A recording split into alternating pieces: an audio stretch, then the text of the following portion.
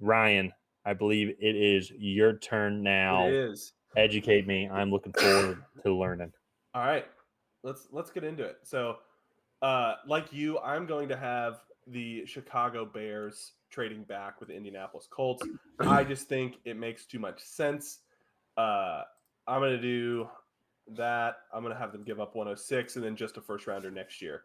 To me, I think that's fair. Realistically, if you do it on a point scale, I think 4 and 35 actually should technically equal that. And then I think 106 in the next year's first rounder just to make sure that Houston doesn't get it. So I'm going to force that trade. All right, and then like you, I'm also going to have C.J. Stroud going with the first overall pick. I've been pretty consistent with this. I think especially with a pick this high, I struggle to bet on outliers, right? And to me, Bryce Young, I said this in yours, would be the perfect quarterback prospect if he was like 4 inches taller.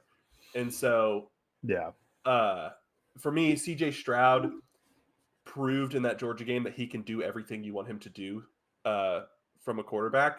So I'm going with him there. And with all of that being said about the outliers thing, I'm actually going to take Bryce Young here because, again, it is one of those things. If he wasn't 5'10" and 3/8 or whatever, he would be the best quarterback prospect in this draft, and probably in the last he would be up there with Trevor Lawrence, I think, in that. No, he'd be a bona fide, number one. Yeah, and so, and that's what's interesting too. Why, if you're the Texans, obviously you want to go get the guy that you want to have, but at the same time, though, if there are clear flaws about both guys, most likely you're going to be picking in the top 10 again next year as well. Also, you do still have 2 first-round picks in next year's draft. And next year's quarterback draft is much deeper as well. So might almost just be easier to be like, if we don't truly love either guy, let's have the decision be made for us, and then we just take the guy that is still available. And so I think Bryce Young is that guy for them. I think they do have a better situation than most teams, being a dome team. The 2 teams that they are going to play outside against are the Titans and the Jaguars. And then obviously they'll have the rotational schedule, but all the division games I think will be games where his height and smaller hands won't really be impactful. Mm-hmm. So moving on now to the Arizona Cardinals. You also had this as well. Will Anderson, I think, is the perfect edge for this Cardinals team. Jonathan Gannon gets a blue chip edge prospect and Will Anderson here. Yeah. All right. So Bears here traded back with the Colts. I'm going Jalen Carter.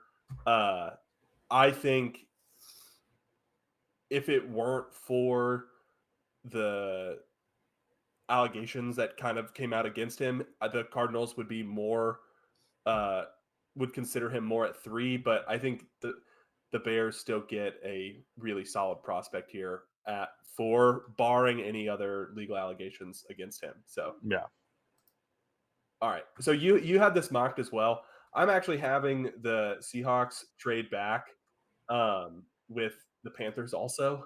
Oh, really? Yeah. We did not talk about that actually. So no. I thought I was being original when I did that. No, yeah. 939 and then I think 93 plus 122 was what I had. Or not 22, 53 was what I had mocked. I think I had something similar. Yeah.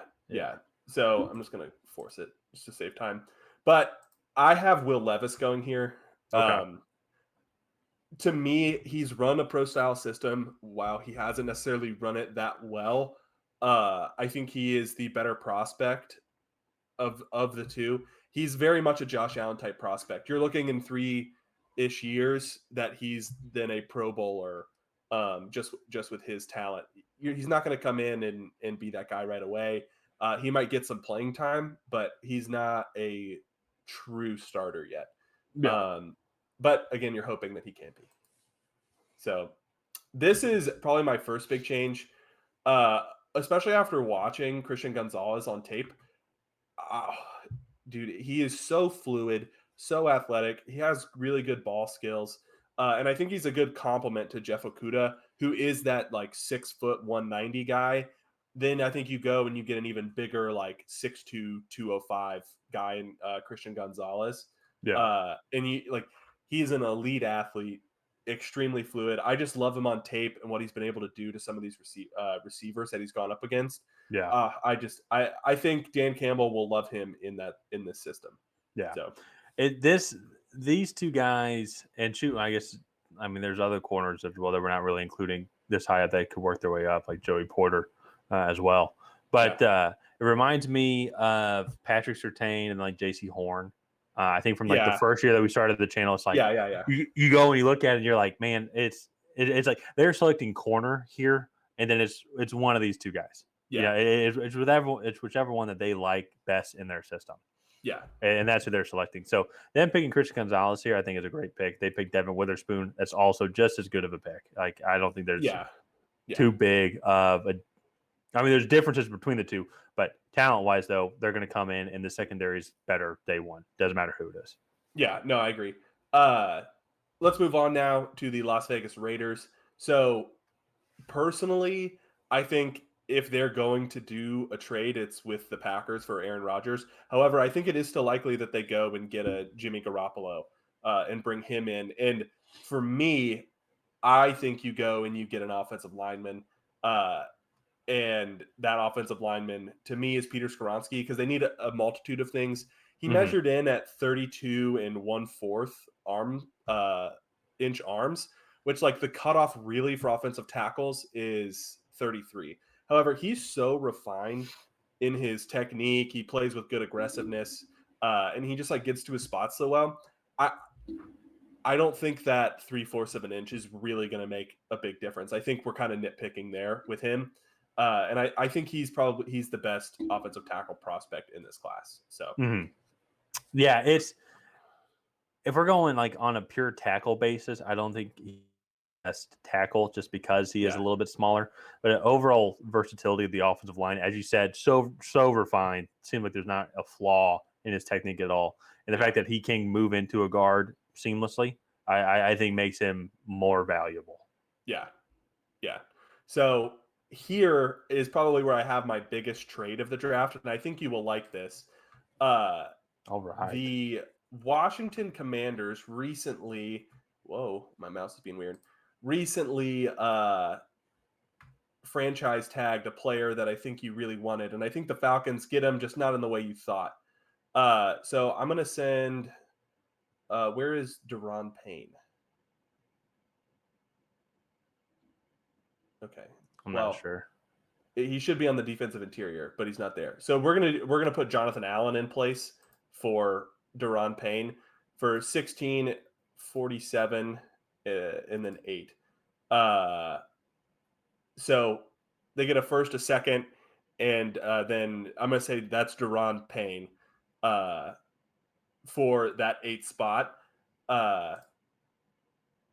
because they really, really need a quarterback, and Anthony Richardson just absolutely blew up the combine. I was not really sold on him as a prospect, and I still think he needs a lot of fine-tuning. However, what he just showed was that he is like a Lamar Jackson, Cam Newton hybrid guy at the combine. He ran the fastest 40 of any quarterback ever. He's 244 pounds. When Cam Newton weighed in at the combine, he was 245 pounds. And what he showed arm talent wise too, with just his ability to throw the ball, he's still a little bit of a loose cannon, but oh my gosh, if Ron Rivera can rein him in. Did you see him like when they were just doing the deep ball throws? He was throwing the ball. I mean, so he threw from the 10. The ball landed at the 30. It looked like he just flicked it. He flicked it 60 yards. It didn't look like he was trying. It was insane to watch. So I don't know. That for me, I was just absolutely insane to see. I'm usually not a huge combine guy for quarterbacks. I love it for wide receivers and offensive linemen and everybody else. Yeah. But what he did was phenomenal. He quite arguably had the best combine workout of anybody in the history of the combine, which is Well, kind of so crazy. it's like we all knew how athletic he was, but I think then to actually see it compared to everybody else, then Yeah.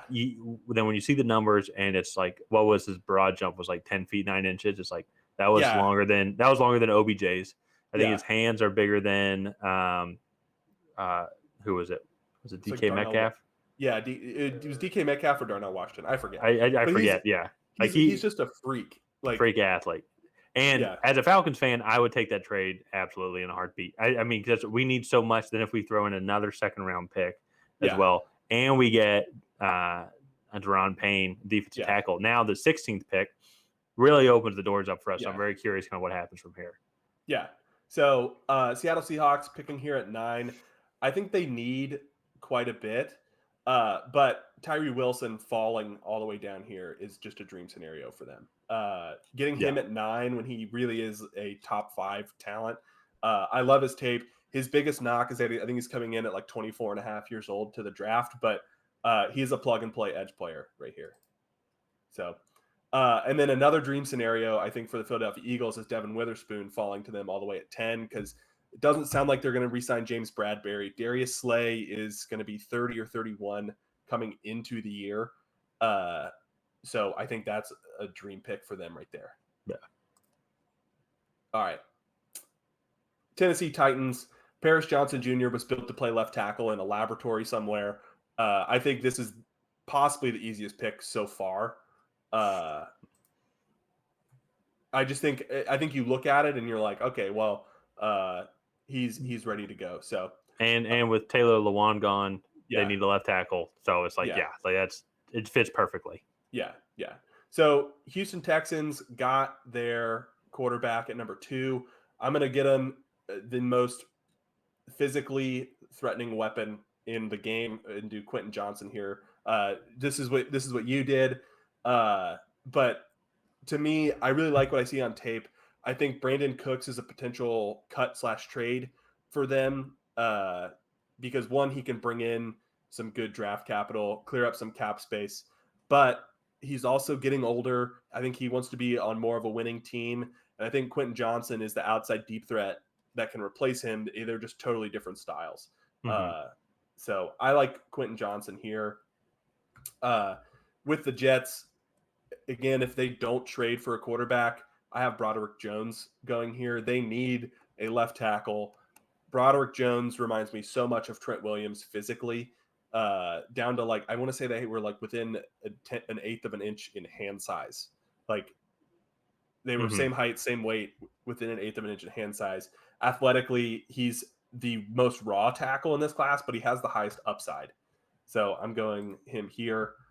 Shockingly, Patriots are going to trade back. I have them trading back with the Los Angeles Chargers for 21.53, throwing 14. I'm going to do 124 and then throw in 135 also. So we're going to force that. Keenan Allen is, if he hasn't been cut already, I want to say he's really likely to be cut. And to me, Jordan Addison comes in and replaces him day one. What Keenan Allen has done in the past few years, he's been hurt a lot. When he's been on the field, he's been better than average, but nothing like he was a few seasons ago. So I really like Jordan Addison. He comes in, he's your big slot receiver. Mm-hmm. He's super shifty. I like him a lot. So I like that pick. Yeah, I mean, I think I had Addison there, or I you might have did, but you didn't have JSN. him trade up. No, yeah, I had him at 21, and so Yeah. I like, and I've said this a bunch on the channel already. I like that philosophy of if there's a guy you like, go and Go get him. get him. Yeah. Speaking of which, guy I really like, Kalijah Cansey. I know they drafted the kid from Georgia last year, whose name I'm blanking on. Devontae Wyatt on the defensive. That's who we were talking about earlier. Yeah. Devontae Wyatt, but I think they get him a running mate in Kalijah Cansey. This defense struggled last year, and I really like Kalijah Cansey. What he is an Aaron Donald-esque prospect, and I know it's not just because they both went to Pitt, but physical tools wise, he is an extremely elite prospect, and Yeah. I really like him. So now he's especially after this week is the clear number 2 in the defensive tackle department. Yeah. So Falcons, they traded back.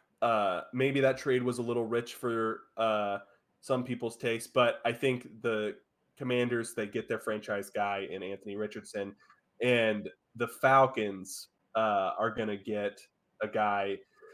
I'm going to go with Brian Breesy. He is a little bit of a question mark, but I think when he's on the field, he's just so impactful. And I think he can help the Falcons in a lot of ways. I think he's good against the run. He's good against the pass.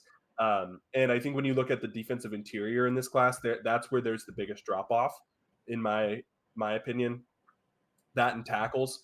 I think you have a few really good defensive interior prospects, and then you're looking at later round guys. So I'm going to go with Brian Breesy. Okay. And then up next is the Pittsburgh Steelers. So my top 3 tackles are off the board, but a guy that I really, really like on tape is Anton Harrison. Physicality wise, I think he is as competitive as Peter Skoronski, Broderick Jones, and Paris Johnson. But he's a little bit bigger. He's 6'5", 320, has really good arm length, and his pass protection sets at Oklahoma were phenomenal. And especially with a young guy and a young quarterback in Kenny Pickett, I think going and getting that franchise left tackle and Anton Harrison is the way to go here. Okay. So yeah, and I remember I think I did Joey Porter Jr. with the Steelers and like in corner, and that's the one. Some of these teams like Steelers, the Bucks, and then like there's a couple teams like the Vikings. Well, Vikings clearly are defense, never mind. But it's like so many needs. And it's like there's not like a clear player that just fits. Yeah. So it's really weird to kind of pick on what route that they would go. For me, so I don't know if this logic makes sense, but there's a lot of like really good corners and edge rushers that I think are going to filter into the second round. Yeah. So for me, it's like I'm like, well, if I can get Tyreek Stevenson or like an Emmanuel Forbes in like the mid-second round, why would I spend a premium pick on a Deontay Banks? Like Joey Porter Jr. is clearly better than those guys. So I understand that. Or it's like I can get an Anton Harrison, and then the drop off from Anton Harrison to like a Blake Freeland is like a clear that's a player to like a C+ player. Well, right? And that's a good point too, because in the Steelers they're picking actually again at pick 32. So go get that guy, and then as you said, Emmanuel Forbes is still going to be there. Tyreek Stevenson should still be there. A lot of edge rushers should still be there. So I like that pick. I think that's a good pick. So up next, the Detroit Lions are on the clock. I had them draft Christian Gonzalez at 6. They don't need a whole lot. I think that with the Christian Gonzalez pick, that covers a lot of I think what they really struggled with last year. So I look at that team, and it's like, okay, well, what could make this team even more menacing? And it's like, well, what if they add another edge, right, across from Aiden Hutchinson? It's like, okay, well, Lucas Van Ness right here, probably one of the most physically imposing edge rushers in this class. And I just think that takes this defensive line to the next level. Dan Campbell is, running to the podium, I think, to get Lucas Van Ness at 18 with just his physicality, the way Dan Campbell likes to play. So it's I like that pick. I think that's a little unnecessary to take an edge rusher there. However, I think Aiden Hutchinson and Lucas Van Ness together is possibly one of the best pass rushing duos 2-3 years from now. So No, in this scenario, this Lions defense is getting it's scary. I think coming out of 2022 and going into 2023, that's where they really need to focus their energy, and I think this sets them up to be extremely dangerous. So let's move on now to the Tampa Bay Buccaneers. they need a lot. So I'm just going to go best player available. They're going to lose Jamel Dean and Sean Murphy Bunting. And Joey Porter Jr. is my best player left. That's kind of a crappy situation for Joey Porter Jr. to go into this team that's kind of falling apart. However, he's the best corner. And I think the way that they like to play really aggressive and kind of coming downhill at the offense. I think Joey Porter Jr. is going to do well in that system. So, okay. So I drafted, who's that? Tyree Wilson at 9 for the Seahawks. I'm going to go the complete other side of the football, but I'm going to stay in the trenches. And I'm actually going to go with, where is he? John Michael Schmitz right here. Okay. He's the best center in this class. He's big enough. He can play guard too if you really want to move things around. What he did at the Senior Bowl was he really showed that he was the best interior offensive lineman in this class. And Osiris Torrance, who a lot of people really love, is getting the first round hype that I think John Michael Schmitz is not. And I just think that's because Osiris Torrance played in the SEC and John Michael Schmitz played in the Big Ten. And Michael Schmitz is more of a, I don't think he could kick out and play guard. Well, Osiris Torrance has two positions that he could flex in. So I think that's why Schmitz could play guard if you need him to. I guess he could, but I mean, I think he only played center in Minnesota, right? I think he played guard when he was there. What he is best at is being a center. Okay. He can play guard. I still like I absolutely still like the pick. Yeah. So here, New England picking at 21. They could go a lot of different ways. To me, all the top tackles are off the board. I like Jackson Smith and Jigba and Zay Flowers, but I still really have concerns about them. And I love Deonte Banks on tape. I think you watch him, and he's this extremely physical outside corner. A lot of what Maryland asked him to do when they played zone was not his strong suit. And I think New England is trying to get back into more of a physical, like downhill defense. And I think Deonte Banks fits that really well. He has one pass coverage rep, in my opinion, that is like almost comical. It was against Ohio State, and basically the wide receiver tries to get off the line, and Deonte Banks hits him or like puts his hands in his chest. And then the guy just stops moving. Like he just holds him there. Like it's not like the guy never gets off the line, and it's just comical. So moving on now from the New England Patriots, the Baltimore Ravens, they really need wide receiver help. Jackson Smith and Jigba is my top wide receiver on the board here at 22. So I'm going to go with that pick. If it weren't for the speed exception that Jackson Smith and Jigba shows on tape, and then the fact that he refused to run the 40, I would have him going a lot higher. However, he did run the fastest 3-cone drill and the fastest 20-yard shuttle of anybody at the combine. And so I think he has that short area quickness that I think the Ravens need to get open underneath. So yeah, I'll just comment on that. I don't hold that.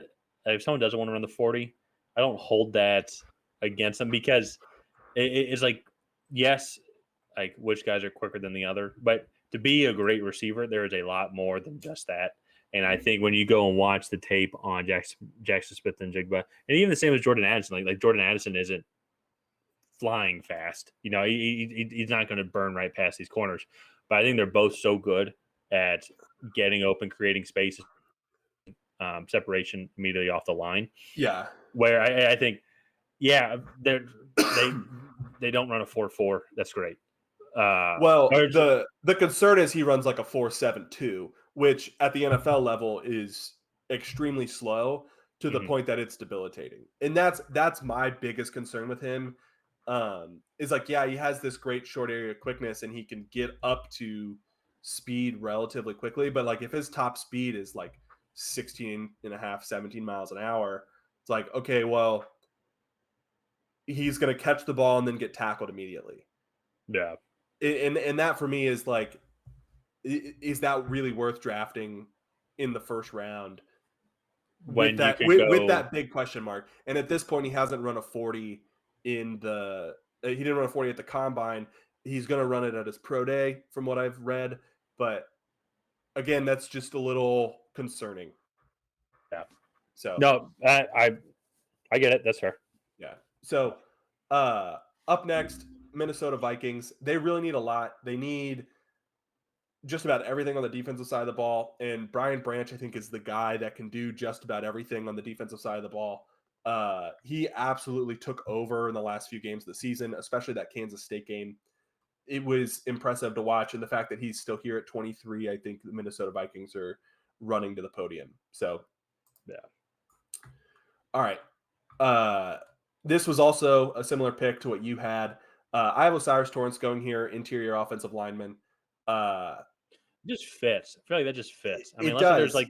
like the right receiver, like maybe. Yeah. But I guess also, especially now, we're recording this March. We're recording this March 5th. So now that we know that they franchise tagged Evan Ingram, it takes tight end off the board for Yeah. me, especially at this first pick, maybe even this third round. I Yeah. maybe get Payne Durham or something like that. But Yeah. now this just fits. It just seems like when No, yeah. it comes Jacksonville's time to pick. Yeah. It is one of those, we've kind of talked about those before. It's like those guys that are just like, I don't like written to a team in March. Like that, this to me feels like that. Late first round, I think, is the perfect spot for a top tier guard. Yeah. And Osiris Torrance is that. So yeah. So I want to move on now to the New York Giants. They definitely need a good bit. There's a guy that I really like, and this might be a bit of a stretch, but Jack Campbell from Iowa. Let me see if I can find him. Yeah, he's rated all the way down here. He's a huge linebacker. He's 6'4", 245, but he ran in like the 4.6s. He played really well in coverage for them. And if you watch him on tape, he's actually fairly fluid for a guy that's 6'4", 245. Mm-hmm. And I think he would be a really great centerpiece in the middle of that defense. It's a bit of a stretch, but I think he fits so well. He can come down. He's great rushing the passer. I like him a lot. I think he's going to be one of those guys. We look back at that Iowa defense, and I think he's going to make Lucas Van Ness and Riley Moss and all those guys look better just because he's so versatile and he always is in the right spot. So, Yeah. So next up, Dallas Cowboys. This is where I'm going to have the first tight end coming off the board, and I'm going to go with Michael Mayer. They need a receiving threat, and I think Michael Mayer can be that for them. However, with Ezekiel Elliott and Tony Pollard, Jerry Jones has expressed that he wants to bring both those guys back. So we'll see if that's one possible, but two, like if they actually do that. I think if they do that, they're going to want to have a more inline tight end for better run sets, and I think that will set them up better for play action passes and kind of open things up in the receiving game. And I think Mayer fits that bill perfectly. So, I also believe too that would be an improvement from Dalton Schultz. I mean, Dalton Schultz, receiving wise, as a tight end, I think would you say average to above average? Or he was above average. He was one of the better receiving tight ends in the league. But I feel like he wasn't a great blocker, and I think that's what Mayer would give you, that 3-down tight end.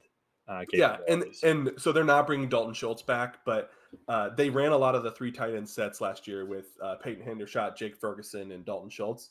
Mm-hmm. And I think they want to keep that going. That was something that they enjoyed doing last year and found success with. So next up, Buffalo Bills. They need a lot. I think this team is getting older, but for me, there's a guy, Tyreek Stevenson, that performed super well at the Senior Bowl that I think just kind of fits them really well. Mm-hmm. Tre'Davious White is getting up in age. Kaiir Elam was their first round pick last year, but he was injured a lot. And I think you look at that secondary and you need a lot of pieces. And I think Tyreek Stevenson showed at the Senior Bowl he can come in and be that nickel corner day one. Mm-hmm. So I'm going to take Tyreek Stevenson here. And then up next, Cincinnati Bengals. To me, they really only need a few things. I think they need secondary and then offensive linemen to start. So to me, the best guy for the secondary is Antonio Johnson. That's a little bit of a reach for him, in my opinion, especially at safety. And there's also not a whole lot of offensive linemen left on the board. So I think they get a little bit of a luxury pick in the fact that Miles Murphy is still up there, and I'm going to take Miles Murphy. They don't necessarily need an edge rusher, but you get a guy that's as versatile as Miles Murphy in there. Get him in the rotation with Sam Hubbard and Cast, Trey Hendrickson, and I think you constantly have a top tier pass rusher on the field, and I think that puts a lot of stress on Mm-hmm. Deshaun Watson, Kenny Pickett, Lamar Jackson if he's a Raven next year, and to me, I think that is a good route to go if the top corners and the top tackles are off the board. Yeah. Another guy I will say and I saw his name here, if they do need offensive line help, but Steve Avila from TCU. Yeah. I don't think it would be too much of a stretch. He won't be there by their next pick. So it's like if they were wanting to go offensive line, that's the guy that immediately stuck out to me as be like, let's get this guy. Because he's not going to be there the next time we pick. Yeah. So I'm actually going to have a little bit more of a surprising trade here. And maybe this is just a dream scenario for me, but I'm actually going to have New England trade up from 46 to 29 with the Saints. About, what is that, 16 picks, 17 picks? Yeah. And what would you say? That's about fair. 2 seconds and then early fourth. I guess I feel like the 2 seconds is a little too much. Maybe like 46, 76, 117. Okay. So I'm gonna have them jump up back into the first round because Zay Flowers is still on the board, and the Patriots got to work with him at the Shrine Bowl. And to me, they got the corner or a little bit earlier in the first round, and they got excess picks for trading back. And so I think they want to move back up, get an elite receiving threat in Zay Flowers here at 29. Okay. To me, if you're not going to get Jackson Smith and Jigba, Zay Flowers is the next best thing. He didn't run the 40 time that he might have wanted, but I still think he goes in the late first round because he's so elusive. He's a little bit more raw of a prospect, but I just think what he brings to the table as a true slot option is worth what the Patriots would give up to move up from 46 to 29. Okay. Right. Next up, Eagles. Who did I have them draft at 10? Devin Witherspoon. Yeah. So they also need a few other things, but I'm going to go with Bijan here. I think you also had Bijan going. I had Bijan here as well. So to me, Miles Sanders is leaving. Boston Scott and who's the other one? Kenneth Gainwell. Are good running backs, but they're good complementary pieces. And I think Bijan Robinson would take over day one and just be an elite running back in this offense. This is also barring that they get to bring back their Jason Kelsey and Isaac Samalo, the two potential retirees and free agents. So yeah. This is one just with the style of offense that they have, and they have A.J. Brown for next several years. They're going to get Jalen Hurts for the next several years. To then re-sign Miles Sanders and add a lot to that cap space, especially knowing what you're about to have to pay Jalen Hurts. Yeah. So going and getting arguably an improvement on that running back while then still having the same effectiveness as a 3-down back that can come in and run the ball and catch the ball out of the backfield and arguably put up just as good numbers receiving wise as some of your other receivers. Like I think you could maybe even put up 800 receiving yards. He's that good of a receiver out of the backfield. He would fit so well into that system. Yeah. And he'd be so much cheaper. I mean, how much is running back? So I want to 30th? say like Saquon Barkley, when he was drafted like number 2, was making like $6 or $7 million a year. And I could be so wrong about that. But like Miles Sanders, I mean, he's probably going to sign a 10 to 11 million a year contract.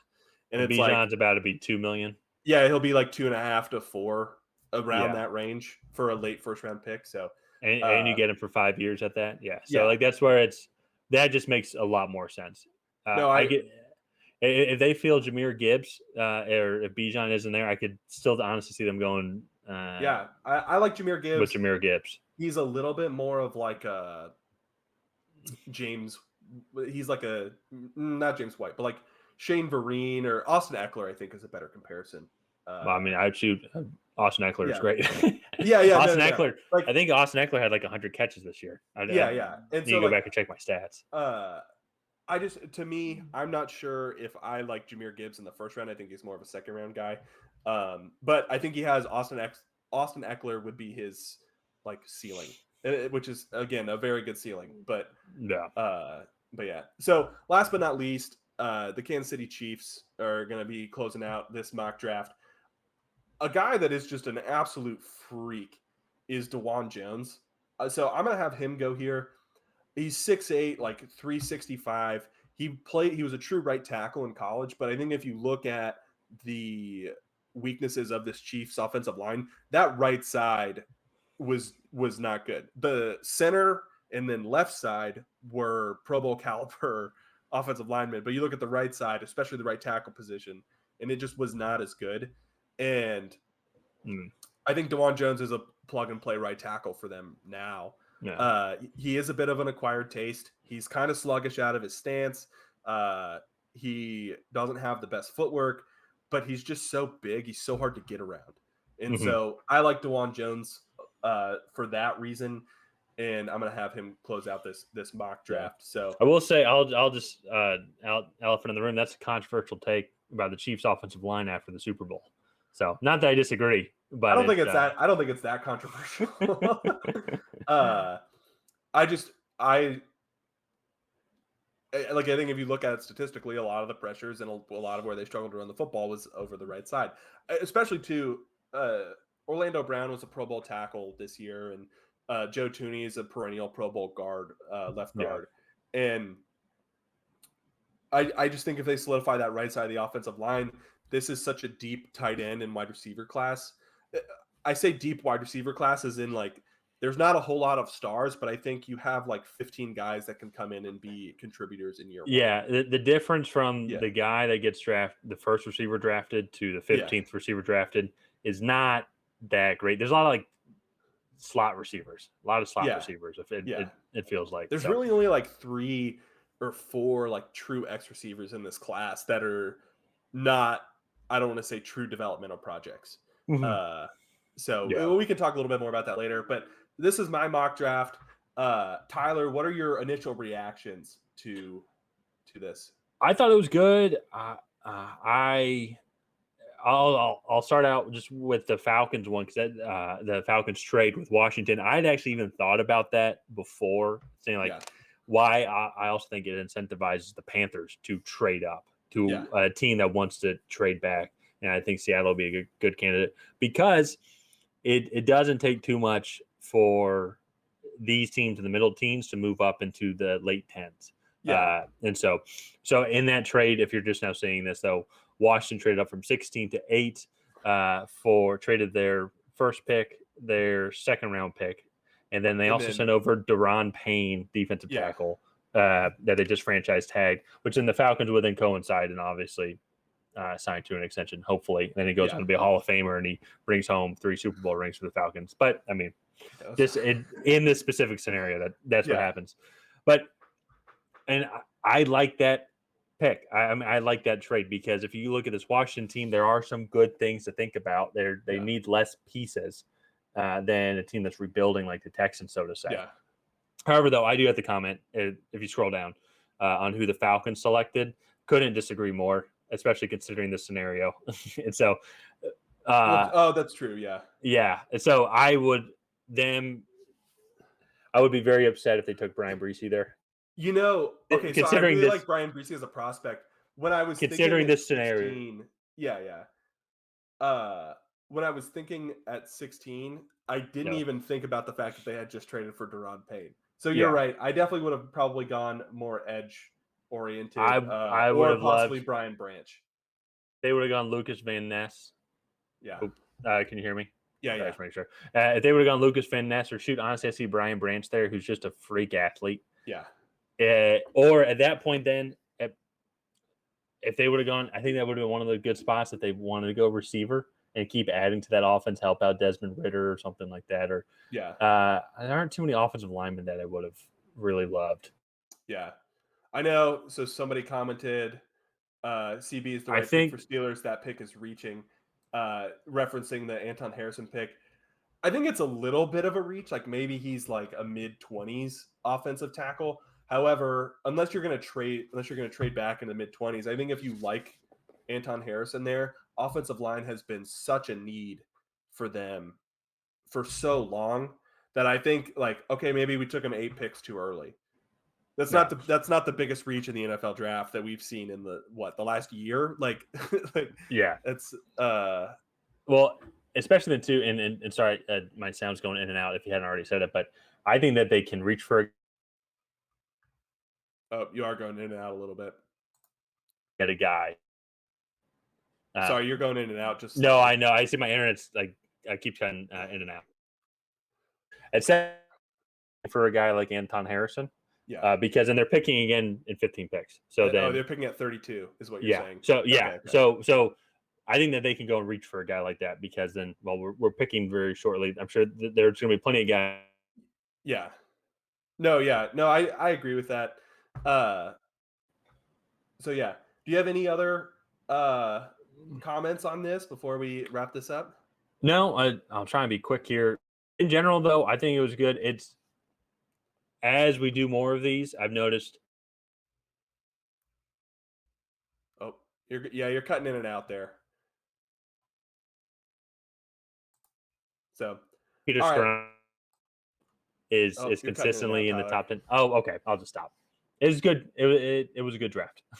Okay, it was a good draft. Yeah. So, well, Tyler's internet is having a fit. So I think we're going to go ahead and wrap things up right there. This has been my post combine mock draft. If you guys like it, let me know in the comments. If you don't like it, also let me know in the comments. So I think that's going to wrap everything up. If you haven't already, hit that like button, hit that subscribe button, and that bell notification so Tyler and I can let you know whenever we post new content. And other than that, I think we will see you guys next time.